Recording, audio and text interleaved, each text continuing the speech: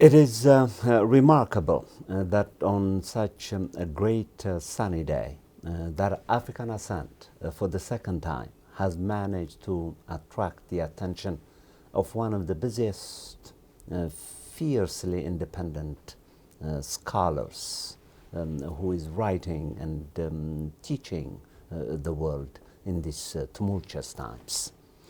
For my viewers who have had the opportunity to listen to the first interview, which lasted exactly 30 minutes because at the time we had some complications outside of the studio and we had to cut the interview short. This time, the characteristically generous, although extremely busy, Cornel West has agreed to give me 1 hour of his precious time.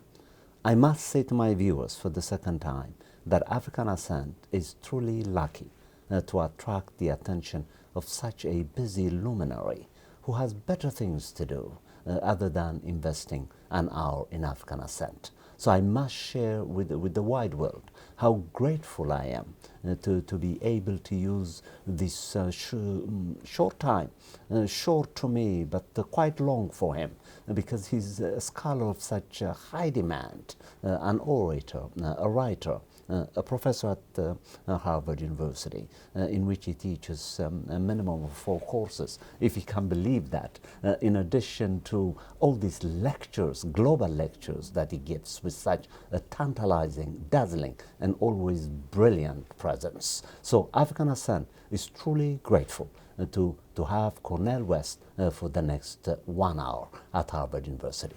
Welcome to African Ascent. I am blessed to be here with you, my brother. Thank you so much. Very much so. So last time we had some penetrating discussions of what I called his foundational work, Prophesy Deliverance.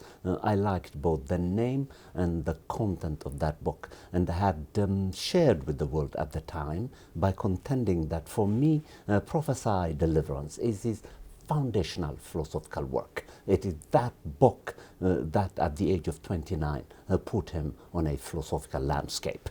But of course, viewers and readers have their own aesthetic tastes also. And there are those who think that for them, for most of them, it's race matters that commands the most complicated and serious philosophical attention. So what I thought, as I promised my viewers back then, because I did not have time, it was only 30 minutes, that the time was spent on dissecting the tentacles of Prophesy Deliverance. This time, I'm going to begin by giving Professor Cornel West to speak as long as he wants about why viewers, readers, and others think race matters is his most important work.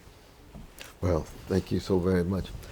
I think that it's a sheer accident that race matters. I think it was my 9th book would have the kind of visibility and popularity that it had then and in some ways continues to have. Because I've never viewed race matters really as central for me. I've always looked at the world through the lens of ways in which individuality can flower and flourish. Coming to terms with historicity, born in circumstances not of our own choosing, but trying to generate forms of vision, courage, empathy, and witness in light of our historical context and circumstances. And then democracy. So individuality, historicity, and democracy have always been the 3 fundamental pillars from which I proceed. Now, wrestling with race matters, vicious legacies of white supremacy, has to do with the ways in which individuality is thwarted, distorted, the ways in which historicity are often erased in the name of various lies about people's past, people's humanity, people's present and future. And then democracy, which is a major countervailing force against white supremacy and against any structures of domination or any forms of hierarchy where elites at the top are not accountable to precious ordinary people at the bottom and in the middle.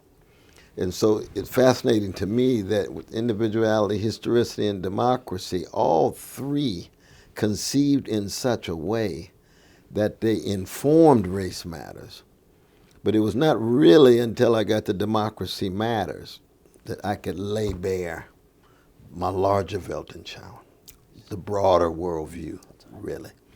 And it's truly keeping faith and American evasion philosophy, ethical dimensions of Marxist thought. All of these are parts and portions of my larger project of trying to zero in on various forms of individuality. That's why, for me, Kierkegaard has always been a fundamental starting point.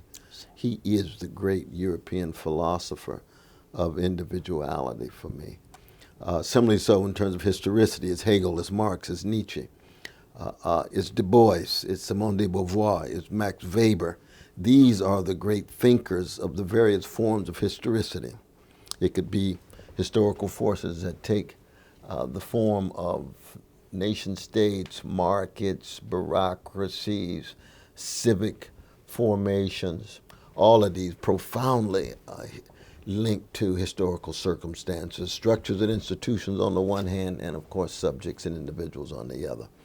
But then democracy, and it's here, of course, where it's John Dewey, it's Muriel Rukeyser, it's Martin Luther King Jr., the great thinkers and witness bearers of profound democratic ways of being in the world.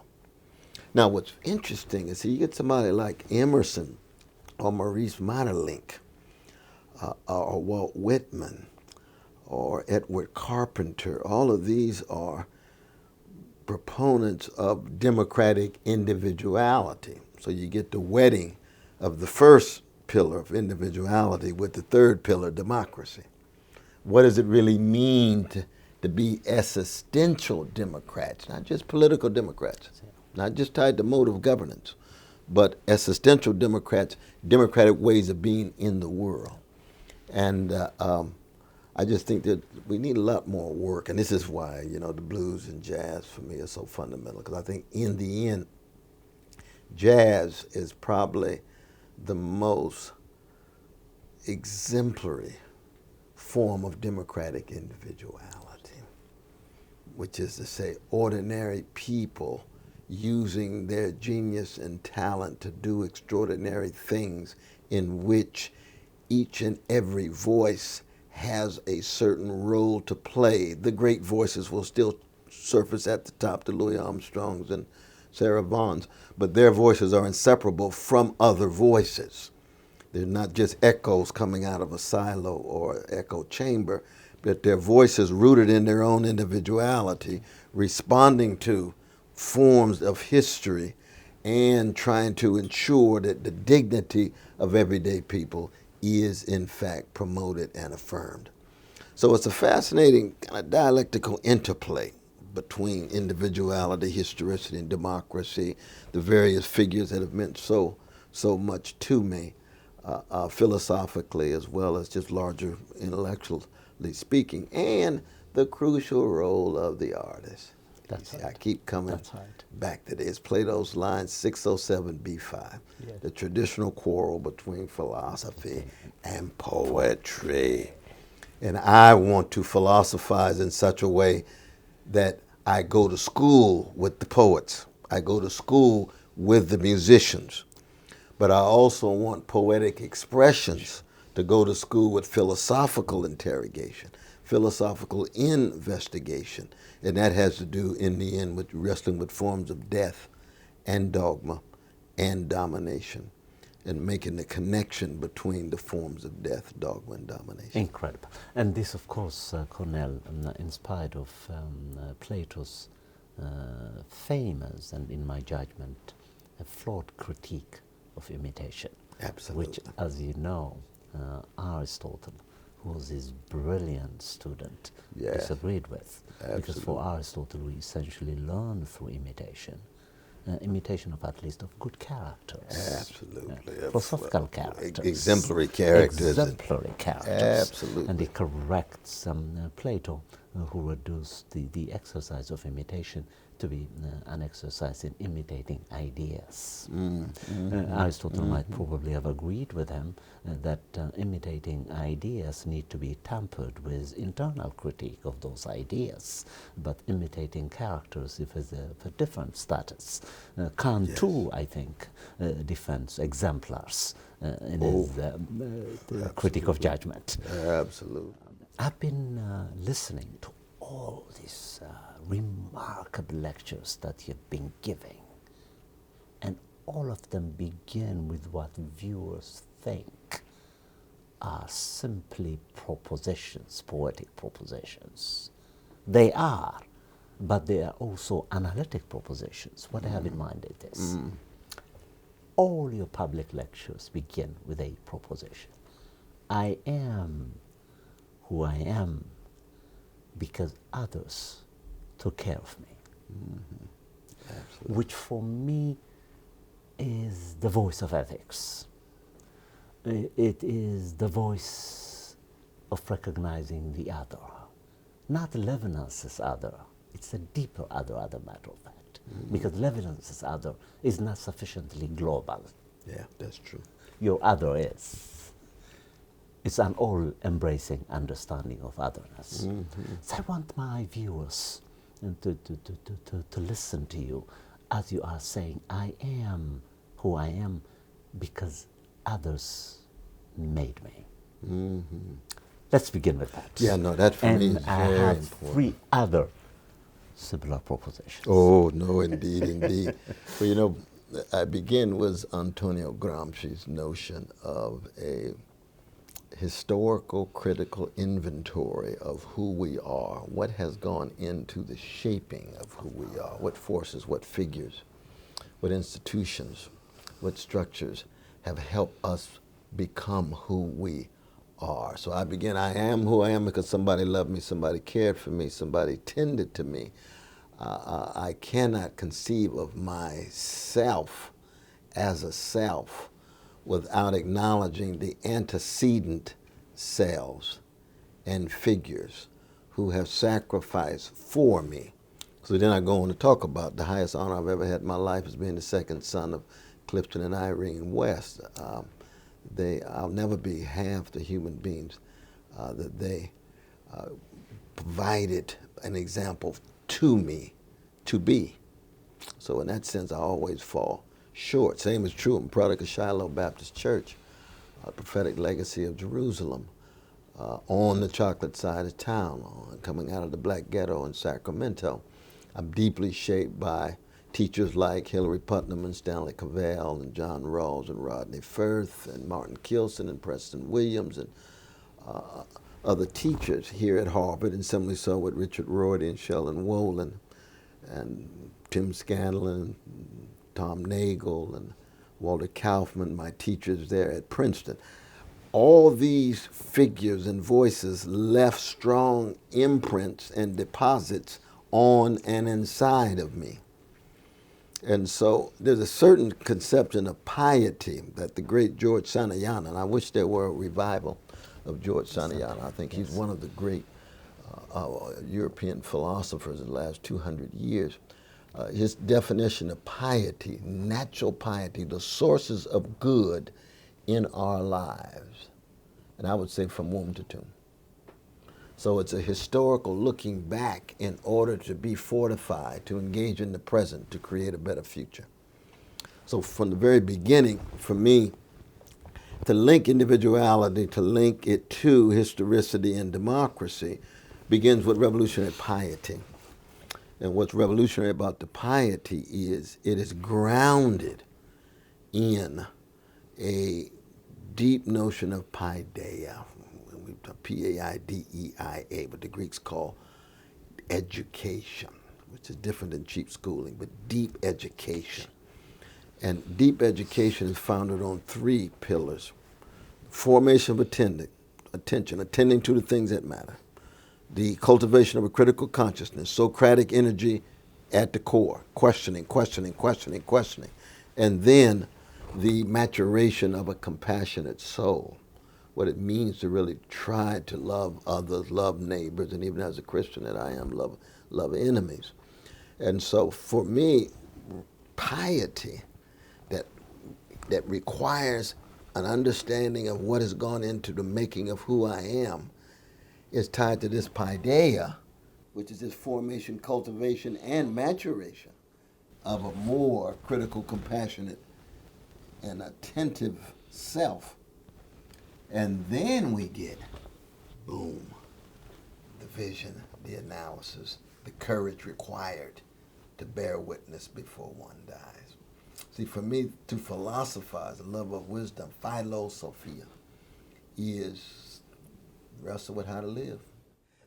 The relation between piety, as understood by George Santayana, John Dewey builds on this too.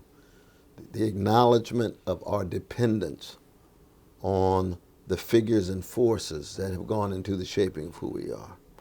The ways in which paideia, with that formation, cultivation, and maturation of a compassionate, critical, and attentive self, is always connected to institutions. That's right. That's always tied to community.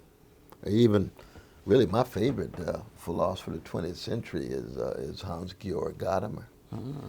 I studied with Gadamer in 1975. Did you? Right here for a whole year, this class on Hegel and Heidegger, from Hegel to Heidegger, and got to know him well. We went through Truth and Method. I still think that's one of the great classics of the 20th century. And he talks about the ways in which traditions, with an S, are inescapable and unavoidable. I see. So the question is not whether we have a tradition. The question is which traditions are we shaped by?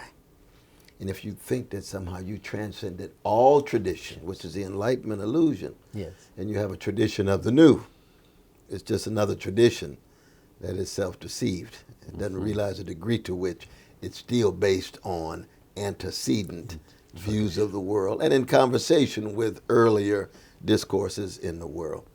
And so Gadamer really, I think, understood this very, very well. It's just that my conception of tradition is a tradition of resilience and resistance to those persons who are wrestling with forms of death and dogma and domination. And that's what makes it, for me, more subversive. A subversive conception of tradition is different than a traditionalist understanding of tradition. That's incredible. You see. Now, Cornel, before I go to the other incredible proposition about justice, again, viewers are tantalized by it, but then they know not very much about its internal content, love, and what love looks like in the public, which is your conception of what justice is. Before I go there, I want to linger a little bit, now that you have mentioned Heidegger and Gadamer simultaneously, on this Heideggerian definition of death, which, as you may know, Marcuse considered to be quite oppressive. Because whereas you are speaking about a steady movement towards love, right, if I may say so. That's right. Heidegger is conceiving of life as a steady movement towards death. Not that death is not inevitable. It is. But the art of loving as you're moving towards death is the least articulated project in Heidegger. I'm willing to be challenged by you.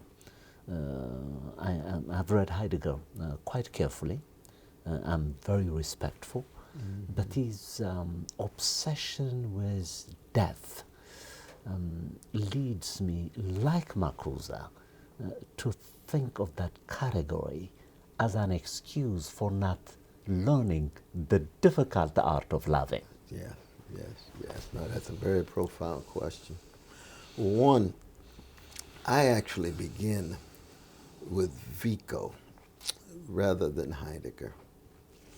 Heidegger has a conception of death as that shadowing, abstract possibility that haunts us as we live. Vico begins with corpses. He, very much like Santayana, talks about the degree to which we as human beings are tied to our memory of corpses in our very understanding. And our term human comes from the Latin humando, which means burial. That we are first the kind of creatures who have intimate connections and attachments to those we've put in the grave. And we then extend significance to them by burying. And he begins his great new science with the burials. And the burials are so overwhelming, that reality hits us so hard that it's through lament and lamentations, moans and groans and guttural cries, that we first get song and poetry, and philosophy comes later. So the rational discourses are really further down the line. Our first primordial, visceral sense of being alive has to do with our relation to the corpses. Now you see, so that Vico has a very different, is more tied to historicity in a concrete way. Correct. Whereas Heidegger's notion of Geschichtlichkeit is still too abstract. And I think Vico is right about this. You know the great book, The Dominion of the Dead, by Robert Polk Harrison. He considers himself a disciple of Vico. So the three great disciples of Vico in the 20th century were Erich Albach, Mimesis, the best book ever written on Western literature, Edward Said. Yes. He translated Albach and went on to become the great public intellectual that he was, and then Hayden White.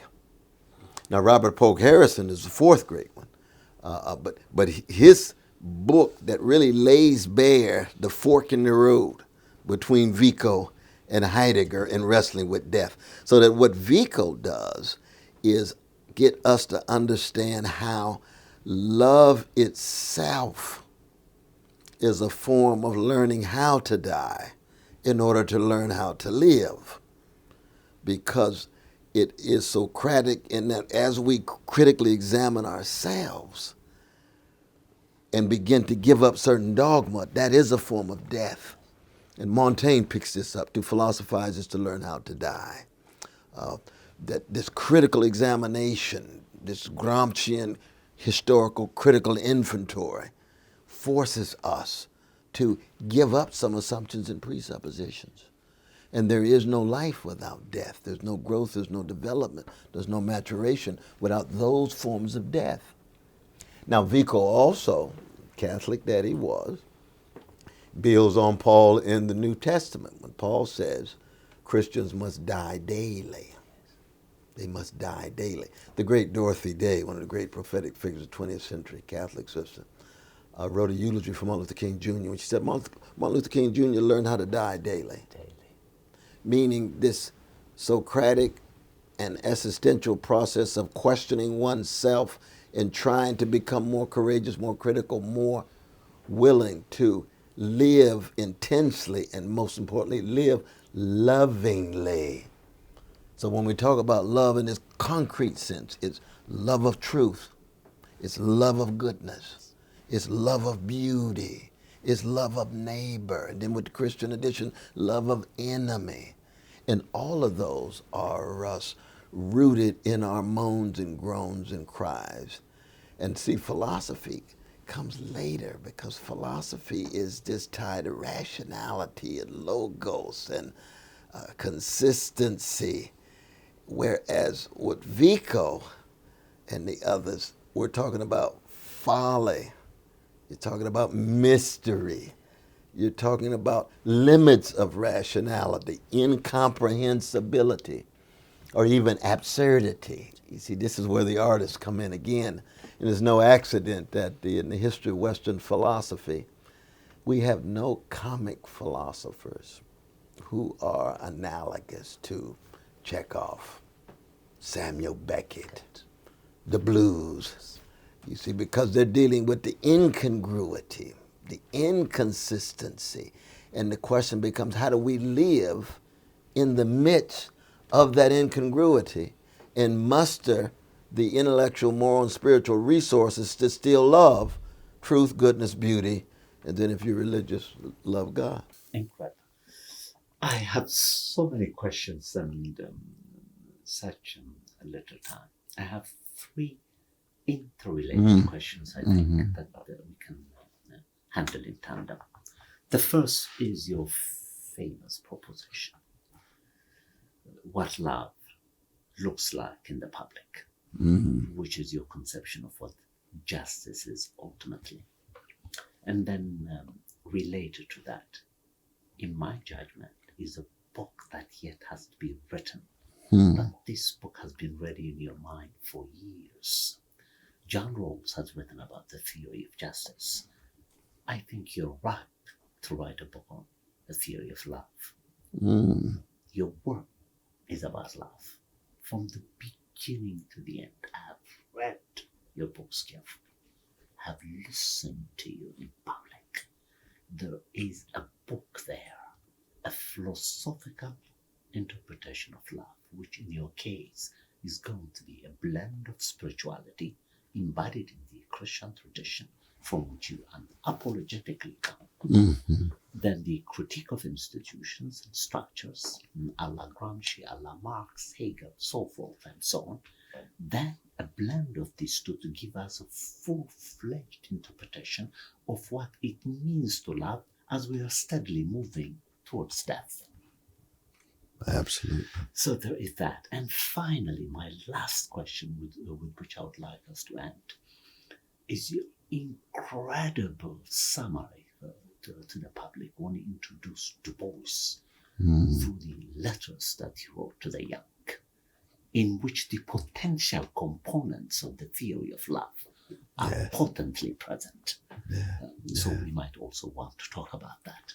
And finally, towards the end, depending if we have time, we might want to talk briefly about the philosophy of music. Wow. Boy, you got a lot of rich queries on the plate, I'm telling you, and I salute you too, because you have a way of being so both subtle, wise, sophisticated, and challenging all at the same time, my brother. Let me begin with this, that the Socratic legacy of Athens, where love of wisdom, self-scrutiny, self-examination, a willingness to engage in intense dialogue and emerge out of that dialogue changed and transformed as one bounces one's voice and views against others' voices and views. So it's Socrates in the agora, Socrates in the public space, Socrates dealing with the dialogue with the slave and the Meno and so on. And Socrates trying to pass on the best of the tradition that he understands to the younger generation, to Endymitus and Glucon, for example, in Plato's Republic. I do view that as one crucial starting point, so that the issue of intellectual integrity, intellectual conscience. So someone who I have deep disagreements with, Nietzsche, I would sleep with nightly, because he exemplifies not just a genius, but intellectual integrity. I may disagree with his conclusions. Similarly so with Plato. I disagree with his conclusions, but the intellectual integrity at work in those dialogues, the noble discontent, the critical discontent that drives the dialogues, become very, very important. But, and this is where, the question that the great Thomas More raised in the Tower of London just before his execution in his dialogues on tribulation, where he raises the question, why is it that Socrates never cries and Jesus never laughs? That's a profound question. in the history of the West, modern, medieval, as well as ancient. And what's profound about it? Well, the love that I conceive of connected to Socrates is the love of wisdom, tied to self-examination. But he never sheds a tear, which means he never loves anybody in that way. Now, there's, I got my dear brother Corrigan down at Emory, who's written a wonderful book that argues, in fact, that Socrates has a conception of tear-soaked love that is hidden and concealed. And it's he versus Gregory Vlastos. Vlastos, my old teacher at Princeton. Vlastos agrees with me. He says Socratic love does not love persons. Ideas. But it's ideas, it's discourse, it's dialogue, it's the quest for wisdom. Precisely. And I believe that's a necessary but not sufficient condition for what it is to be a human being who loves concretely as well as philosophically and abstractly. So the prophetic legacy of Jerusalem begins with tears, begins with cries, the moans and groans of an oppressed people in Egypt. And the conception of what it means to be human then is going to be tied to that hesed. Now for me, very much like Plato's dialogues, the Hebrew scripture both represent fundamental shifts, if not certain kinds of revolutions in the species. Because with Hebrew scripture, you get the notion that to be human is to spread love, hesed, steadfast love, loving kindness to the weak and vulnerable, the orphan, the widow, the fatherless, the motherless, the persecuted, the subjugated, the exploited, the oppressed. And that greatness will now be defined, not like Alexander, conquering, or even like Cyrus, our dear brother from Persia, who had a sensitivity to other peoples, but he was still an emperor. He was still a conqueror, you see. No, greatness now resides in the degree to which you spread loving kindness, steadfast love to the weak and vulnerable. So it turns the world upside down. Nietzsche understood this as transvaluation of values. He hated it precisely because, for the same reasons I love it. He hated it because it made the strong, like Alexander, view themselves as less great. And the great ones had to do with the Amoses, the Esthers, the Jesus. I like that transvaluation because the conception of love now is the kenosis. It is the self-emptying in service of the other. Yes. A cosmopolitan other, a global other, an international other, but also a local other, also a regional other. And therefore, all of the idols, and the prophetic legacy of Jerusalem really is profoundly anti-idolatrous, which is any golden calf. The golden calf can be the worship of a certain paradigm or framework in philosophy. Mm-hmm. It could be the worship of an empire. It could be the worship of a flag of a nation. It could be the worship of a gender. It could be the worship of a skin color. It could be the worship of any idol that stands in the way of a self-emptying activity in which you serve others as creatures who are worthy of a certain kind of dignified treatment. And be mainly human beings for the Hebrew scripture, but I mean Peter Singer and others, have taught us that we ought to take seriously the dogs and the cats and some sentient creatures too. And That's right. I'm very open because I know some dogs make a difference in people's lives. Oh, Lord. They do. Oh Lord, shoot, Henry Adams. I know a dog named Henry Adams. That brother, he's changing people's lives in a magnificent way. But my point is that for me, in talking about this conception of love that you ask about, it begins there with Socrates questioning but not crying, and then Jesus weeping, but Jesus not laughing. Now see, I believe the comic ought to be integral. Incredible. You see, the comic must be integral. And why does Jesus not laugh? He says in Luke 6:21, in the Sermon on the Mount, that those who now weep shall laugh Isaac means laugh in Hebrew. Sarah, older woman giving birth, people find it funny. But laughing takes a number of different forms. Hobbes understands laughter and humor as sudden glory, which is a way of looking down on other person's misfortune. And we know the history of laughter is oftentimes people slipping over, walking over cliffs they didn't know, and so forth. We find a certain pleasure that generates a laughter in seeing people's misfortune. See, Jesus' identification with the suffering of other peoples is so intense that he never wants to have any moment of sudden glory, any moment in which we're looking down on people. We're always looking as in an egalitarian way, human to human, soul to soul, eye to eye. But there's another conception of the comic that has to do with incongruity that Jesus, I think, has a certain distance from. The only examples would be the blues line on the cross when Jesus says, my God, why hast thou forsaken me? So here you actually have a God who's become flesh. In Gethsemane, God is tempting God. Just like in the Garden of Eden, humans tempt each other, Adam and Eve. But you've got a conception of a God. And Chesterton makes this point, the great Gilbert Keith Chesterton, when he says, a God whose back is against the wall, who is a rebel in the form of a king who's come to serve, but will be crushed by the dominant forces of the world, at that time the Roman Empire, the imperial forces, you see.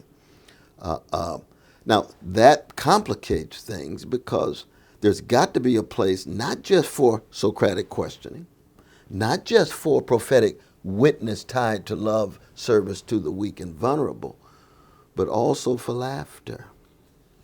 And you see, that's one of the real places where the arts become indispensable. Absolutely. You see, Shakespeare's Falstaff, the grand example of the comic figure who loves life, who gropes for more life, who's drunk, who's lustful, who's funny, living a life of incongruity, and yet at the same time, in the end, has his very negative experience of his best friend, King Hal, the prince who becomes the king. But that's just one great example of the comic that we have to make space for.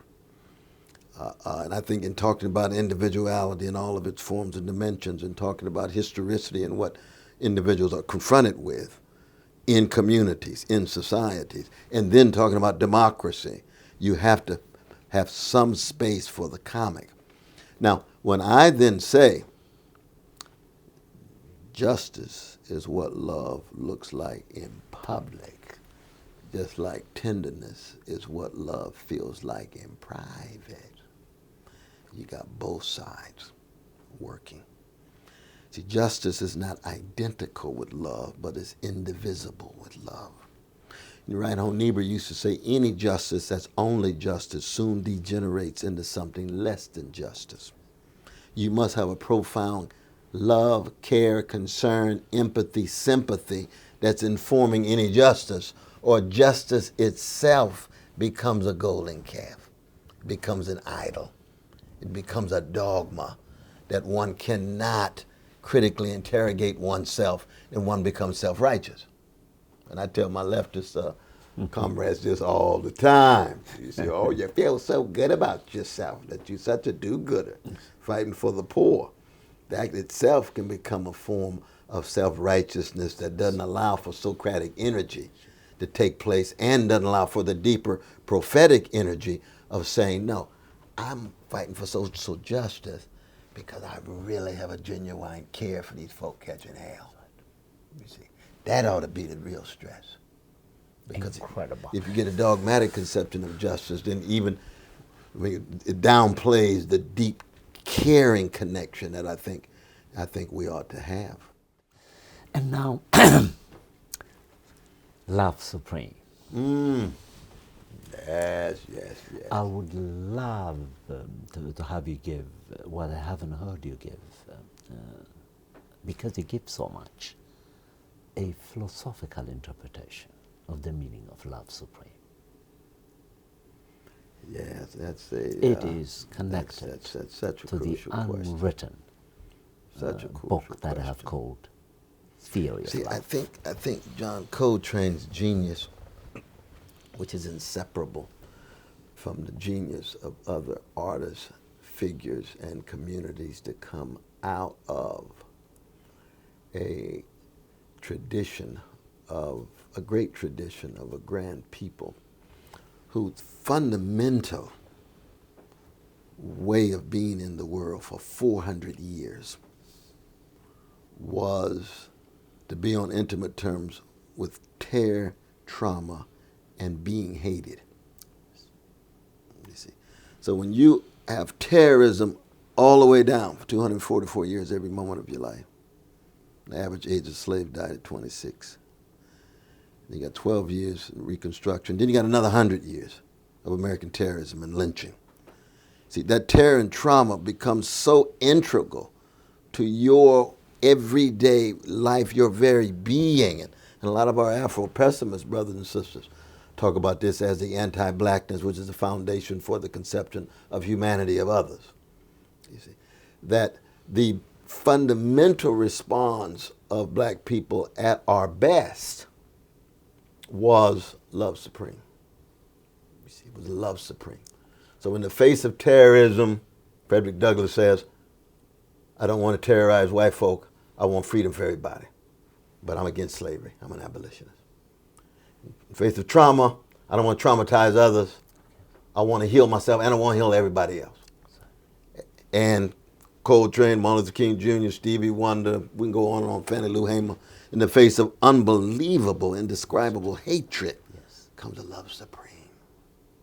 Now, so the question philosophically is, what is going on here in terms of these mature forms of individuality in community linked to such barbaric forms of historicity with its end of more democracy?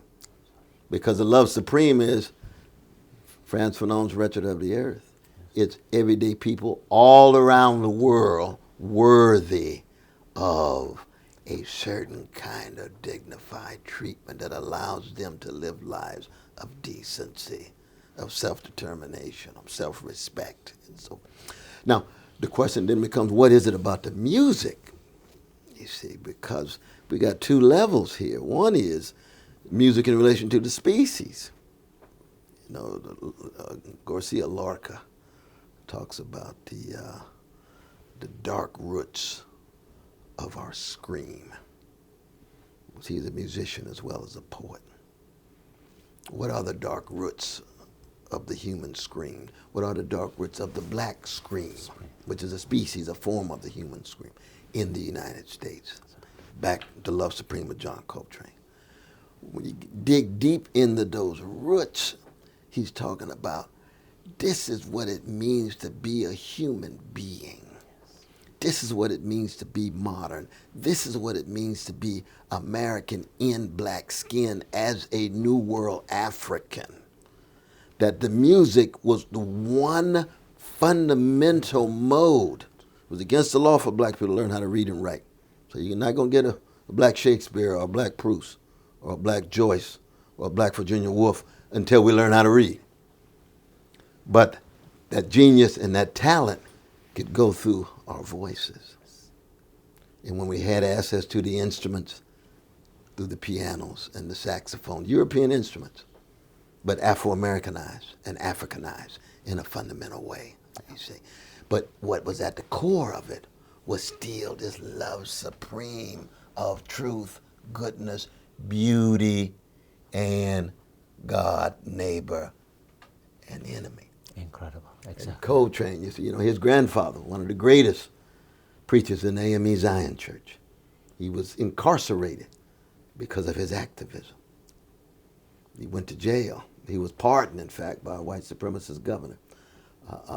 But he was known all over North Carolina. And that's John Coltrane's grandfather, Reverend Blair, William Blair. And John Coltrane himself, you have to zero in on his individuality, right? That he's an only child, that his father drifts. His mother goes to Philadelphia. He loses his grandfather, his father, and his grandmother within a matter of months. He's all by himself. All he's got is his horn. And people were saying he'd blow his horn all day trying to bring his loved ones back. And he had that whole year by himself before he went to Philadelphia. But he's still stuck in North Carolina. His mother's working a domestic maid in Philadelphia. So here this brother is all by himself, having to dig into the roots of what has gone into the making of who he is, his own Gramscian historical inventory. critical inventory. And it's going to be through this music. And he's still not in any way, the great figure that we know. He begins as a decent player, but he's with Big Mama Thornton, Gene Ammons, he's in Dizzy Gillespie, Johnny Hodges picks him up for a year when Johnny left the Duke Ellington Band for a few years. But it's not until he really encounters, well, first Johnny Hodges, but then it's Bird, it's Charlie Parker. Yes. He and Jimmy Heath, and we just missed Brother Jimmy. Jimmy just died. He and Jimmy Heath go hear Parker on June the 5th, 1942. It blows their minds. But Coltrane still is going to join Miles Davis's quartet and still be in the process of paideia, still in the process of formation, cultivation, and maturation, and then expressing the parrhesia, Parrhesia, that fearless speech, unintimidated expression. Here's a sonic expression, musical expression, as he finds his voice. And when he finds his voice, we in a different zone. Incredible. We in a different zone. I always tell my students at Berkeley, when we talk about Coltrane and also Miles, but most particularly Coltrane, a story about his mother. Oh, yeah. When he wakes up in the morning, Coltrane's socks is in the mouth. She would take the horn out of his mouth. That's exactly right. And Coltrane, who at a certain point could not afford to have a piano at home, would go to the only church that the black minister allowed him to practice on Sunday afternoons. That's exactly to practice. Right. Here is a music born out of you remember he was going to be greatness, pushed Cornel. out of the projects. Yes, that's right. And it was the day before he was going to be pushed out. He gets a knock on the door, and the black minister says, "Here's the keys to my church. You can practice anytime you want." Precisely. Stay in, because he'd been blowing his horn all the time, and the neighbors long. quite understandably say, that Negro needs to stop blowing his horn. He's making too much noise. It was in that church where he's practicing. Now, Coltrane, he's thinking to himself when he's writing Love Supreme, my God, my mother, she gave everything. My father loved me too, but he drifted away. My grandfather and grandma, because he lived in the parsonage of the church, they gave me everything. They emptied themselves. It was kenosis on me. But I also remember that black minister. What would my life have been like if I couldn't blow for free in his church? That's right. That's right. It's an amazing that's revolutionary story. piety. That's revolutionary piety. Those are the sources of good in our lives, and we never forget it. All of us have people like that. Incredible. There is another book in you, Cornel. In addition to the theory of love, I think you should do a book on the philosophy of black music. I'm serious. Well, see, I don't think I'm worthy of that. Oh, I'm not worthy if of there that. is anybody who knows music, Cornel, it's you. Yeah, And then there is. See, I consider the there's black musical Miles. tradition the greatest modern tradition in the world that deals with catastrophe Yes. with such unbelievable compassion and creativity. That hatred and terror and trauma that I was talking about, sustained for so long. There's been oppressed people all around the world, modern and medieval and pre-modern, and there's so much atrocity and barbarity. But to have such systematic ideologies targeting you, where you have no access to any land, no territory, no rights, no liberties. Nothing. All you've got to work on are your memories and some ways in which you creatively respond and compassionately act. And then Here come the blues. There's the spiritual blues. Here come We can even jazz, rhythm and blues. bring in Miles, his last performance on Yeah. Human Nature. Yeah, It's a masterpiece. well, with the Michael Jackson song. Yes. Yeah, that's so right. what with Coltrane? Yeah. It's a masterpiece. Yeah, Miles and Coltrane, Addressing absolutely. what we called in the first interview black nihilism. Ooh, that's true. See, Cornel? That's true. Now, Two see, major you books. putting some ideas in my mind. Well, thanks to you, because ideas in my mind. I've been listening to you. But I'll say this though, as a thinker and as an intellectual, I've always viewed the black musicians as the exemplars of excellence and exemplars of courage. So I've always tried to aspire to being an intellectual musician or a musical intellectual, so that what I do and what I say and what I write can be as empowering, enabling, unsettling, and promoting of the welfare of people as the great musicians do. Yes, indeed. And so in that way, we're right back to Plato's 607 B5 Absolutely. in terms of a philosophy that goes to school with the poets and the musicians. And that's my own sense of calling. What I love about the musicians. See, for me, musicians are the vanguard of the species, no matter what Absolutely. color they are. Absolutely. They have a very special anointment, very special calling, very special vocation. And when they're true to that, they give their all. And in giving their all, they're able to not just make the world a better place, that tikkun olam that you get in Hebrew scripture, amending and changing the world in the name of love and justice, but also a joy. And I think this is very important. Okay. Of course, Intellectual joy, we have existential to joy. pay homage to a politician whom you love, the great Bernie Sanders. Oh, my dear brother You Bernie, right out of the and, prophetic legacy of Nina Jerusalem. Turner. Right, Nina Turner, my dear sister Nina, brother Danny Glover, sister Susan Sarandon. Yes. No, And I've Sister done. Cortez. And- who went out of her way. she's been magnificent. I've been blessed to work with Brother Bernie now for 5 years. I must have done over 120 events in 2016. I've already done over 100 now and plan to do another 100 as he makes his way to the White House. But you see, here you get a Jewish brother out of Brooklyn, very much like Howard Zinn, very much like Noam Chomsky out of Philly, Stanley Aronowitz, Ellen Willis.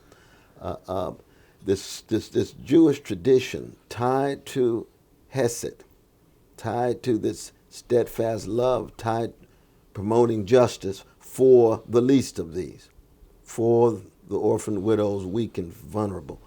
Bernie Sanders surfaces within the electoral political system of the nation, of the empire here in the States.